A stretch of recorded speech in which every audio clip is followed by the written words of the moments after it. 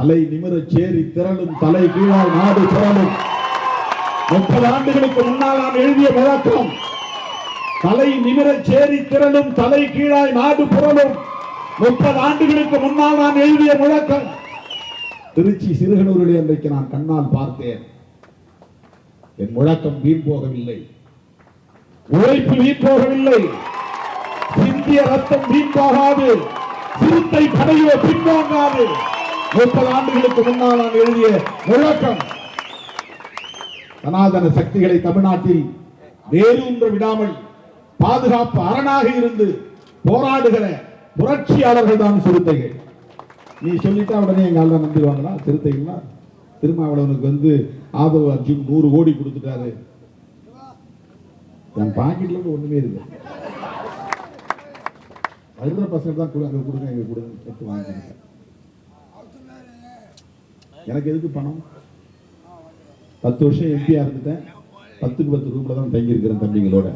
அவங்க முன்னாலதான் உடை மாத்திரம், அவங்க முன்னாலதான் காத்து போகிறேன். இவங்க எல்லாம் கூலிக்கு மாறி நிற்கிற கும்பல். அவங்க இப்படி சொல்லிட்டா உடனே தலித் மக்கள்லாம் என் மேல கோவப்பட்டு உடனே அதிமுகவுக்கும் பிஜேபிக்கும் ஓட்டு போட்டுருவாங்களாம். சிறுத்தைகள் திராவிட முன்னேற்ற கழகத்தின் வெற்றிக்கு மிகப்பெரிய அளவிலே பங்களிப்பு செய்திருக்கிற ஒரு மாபெரும் சக்தி. 2021 சட்டமன்ற தேர்தலிலும் சரி, 2019 நாடாளுமன்ற தேர்தலிலும் சரி, இன்றைக்கும் இந்த தேர்தலில் சிறுத்தைகள் தான் மகத்தான பங்களிப்பு செய்யப்படும்.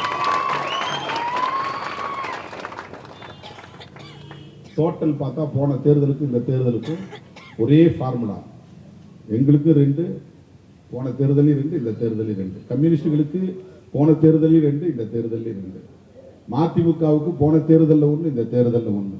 கொங்கு மக்களுக்கு போன தேர்தலில் 1, இந்த தேர்தலில் 1. காங்கிரசுக்கு போன தேர்தலில் 10, இந்த தேர்தலில் 10. No change. யாருக்காவது கூட குறை கொடுத்திருந்தா நாம விடுதலை சிறுத்தைகள் கோட்டை விட்டாங்கன்னு சொல்லலாம். Same formula. சரி, திமுகவுக்கு என்னாச்சு? கூட்டணி கட்சிகள்லாம் அதே தொகுதியில் போட்டிடுறோம், திமுக 2 தொகுதி கம்மியா போட்டிடுறோம். இந்த தேர்தல் உண்மையிலேயே திமுகவுக்கு 2 தொகுதி கம்மி. எப்படின்னா, போன தேர்தலில் 24 உதயசூரியன் சின்னம் களத்தில் இருந்துச்சு. 20 பேர் திமுக, 4 பேர் கூட்டணி கட்சி. விடுதலை சிறுத்தையில் 1 தொகுதி, பாரிவந்த கட்சியில் 1 தொகுதி, கொங்கு மக்கள் 1 தொகுதி, மதிமுகவில் 1 தொகுதி. 4 கூட்டணி கட்சி உதயசூரியன், 20 திமுக உதயசூரியன், மொத்தம் 24. ஆனா இந்த முறை மொத்தம் உதயசூரியன் நிற்க போறது 22 இடம் தான். உள்ளபடியே திமுகவுக்கு தான் குறைஞ்சு போயிருக்கு. இதை எவனும் சொல்ல மாட்டான், எழுத மாட்டான். எப்படி குறைஞ்சது? போன முறை நீ 2, அவங்களும் 2, அவங்களும் 2, அவங்க 1, இவங்க 1, அவங்க 10, இதுவரையும் அதே மாதிரி தான் இருக்கு. அப்புறம் எப்படி திமுக 2 குறைஞ்சதுன்னா, போன முறை விடுதலை சிறுத்தைகள் உதயசூரியன் சின்னத்தில் இருந்தது, இந்த முறை பானை சின்னத்தில் இருக்கிறது. 1 குறைஞ்சது. போன முறை மதிமுக உதயசூரியன் சின்னத்தில் இருந்தது, இந்த முறை அவங்க பம்பரத்தில் இருக்கிறார்கள், 2 குறைஞ்சிச்சு. அதனால 22 ஆயிடுச்சு. கணக்குப்படி பார்த்தா, புள்ளி வரப்படி பார்த்தா திமுகவுக்கு தான் 2 தொகுதி குறைஞ்சிருக்கு. வேற யாருக்கும் குறையவும் இல்லை, கூடவும். Same formula. அதனால நாம வருத்தப்படுவதற்கு எதுவும் கிடையாது. திமுக நம்ம ஏய்த்து விட்டது என்று கருத வேண்டியதில்லை. என்ன சொல்லலாம்? திமுக 18 குறைச்சு கூடாதா, 15 குறைச்சு கூடாதுன்னு நம்ம போற போக்குல சொல்லலாம். ஆனால் திமுக என்கிற கட்சி குறைந்தது 20, 22 இடங்களிலே வெற்றி பெற்று போனால்தான் நாளைக்கு பிஜேபி ஆட்சிக்கு வந்தாலும் அல்லது காங்கிரஸ் ஆட்சிக்கு வந்தாலும் அவர்கள் ஒரு குறிப்பிட்ட வேலை திட்டங்களை செய்ய முடியும். 3வது பெரிய கட்சி அல்லது 4வது பெரிய கட்சி இருந்தால் காங்கிரஸ் ஆட்சிக்கு வந்தால் அவங்க கேபினெட்ல பெரிய இடத்துக்கு வர முடியும். இப்ப நாம 2, 3 ஆனா கூட கேபினெட்ல வர முடியாது.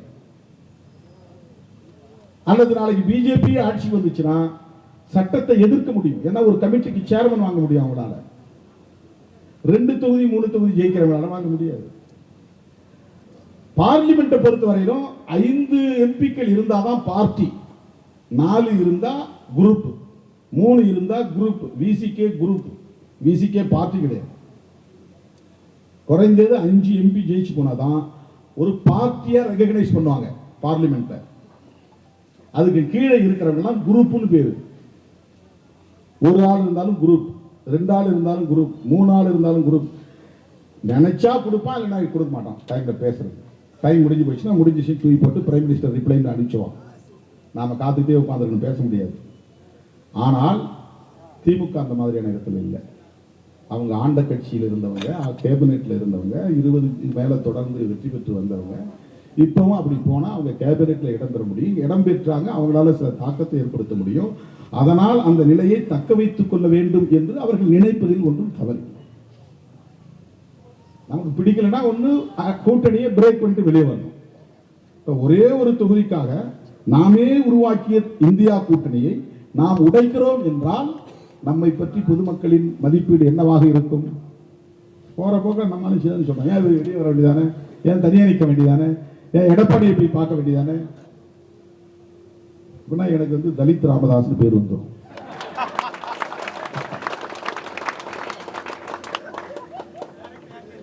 வரலாறு முழுக்க அப்படி ஒரு பெயர் எனக்கு வந்தது. நான் தான் திருமாவளவன் வழி தனி வழி. தற்காலிக பலன்களுக்கு நாம் முக்கியத்துவம் தருவதில்லை. இதெல்லாம் மக்கள் மத்தியில் நமக்கான நன்மதிப்பை உயர்த்தி கொண்டே இருக்கிறது. நாம் கோட்டையை நோக்கி அல்லது அதிகார மையத்தை நோக்கி பயணிக்க வேண்டும் என்பதை விட அந்த அதிகார மையம் நம்மை நோக்கி பயணித்து வரும். இந்த மாதிரியான நிலைப்பாடுகளை எடுப்பதனால், இந்த மாதிரியான முடிவுகளை எடுப்பதனால், நேர்மை தரத்தோடு போராடுவதனால், கருத்தியல் அடிப்படையிலே களமாடுவதனால் மக்கள் நமக்கான மதிப்பெண்களை உயர்த்துவார்கள். அவங்க வேல்யூவேஷன் பண்ணும்போது நமக்கு மார்க்ஸ் கூடுதலா போடுவாங்க. அருமை தோழர்களே, சனாதனமயமாதலும் கார்ப்பரேட் மயமாதலும் என்கிற 2 முக்கியமான கொள்கைகளை உயர்த்தி பிடிக்கிற பாசிசம் என்கிற ஜனநாயக விரோத கொள்கையை உயர்த்தி பிடிக்கிற பாஜகவை வீழ்த்துவதே நமது இலக்காக அமையட்டும். அதற்கு முதலில் தமிழ்நாட்டில் 40க்கு 40 நாம் வெற்றி பெற்றாக வேண்டும்.